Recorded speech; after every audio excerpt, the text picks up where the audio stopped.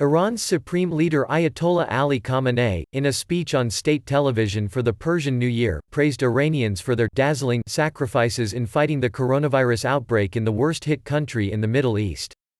Khamenei, Iran's highest authority, said it had been a tumultuous year for Iranians who have endured U.S. sanctions, floods, and the coronavirus, which has killed more than 1,400 people in Iran and infected nearly 20,000. These acts of sacrifice were made by medical groups, physicians, nurses, assistants, managers and the staff working in hospitals, said Khamenei, who looked healthy despite rumors that he had been infected with the new coronavirus. Officials close to Khamenei, contacted by Reuters on Wednesday, denied the rumors. Nowruz, or New Day in Persian, is an ancient celebration and the most important date in the calendar, when families gather and exchange gifts. But the coronavirus has overshadowed the celebrations. Last year was a tumultuous year for the Iranian nation, Khamenei said.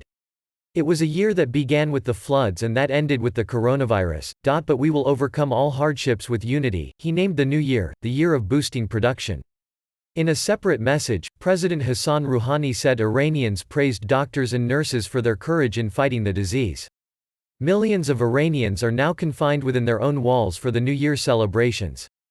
But police said many defied warnings by health officials to stay home and avoid crowds by heading to the Caspian coast, a favorite destination during the Nowruz holidays. Unlike in his usual fiery speeches, the anti-US hardliner Khamenei refrained from attacking Iran's longtime foe in his remarks. Iran benefited from America's sanctions. It made us self-sufficient in all areas. Khamenei said. Friction between Tehran and Washington has increased since 2018 when U.S. President Donald Trump pulled the United States out of Tehran's 2015 nuclear deal with 6 nations and reimposed sanctions on the country, crippling its economy. Iran on Thursday granted a medical furlough to imprisoned U.S. Navy veteran Michael White, who has been in prison since his arrest in 2018. His release is conditioned on him staying in Iran, U.S. Secretary of State Mike Pompeo said. White was sentenced to at least 10 years in prison on charges of insulting Khamenei and posting anti-establishment remarks on social media under a pseudonym.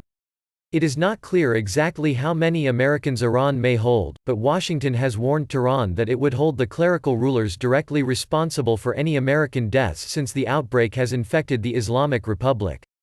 But growing discontent over economic hardship, combined with the coronavirus outbreak's impact, could force Iran to choose diplomacy over confrontation with the United States. Yes. It was a very unique speech by the leader. His language was different, his tone was different and it was not hostile towards America, said an official in Tehran, who asked not to be named. When asked whether Tehran and Washington might try to ease the tension, he said, "Americans know what they should do.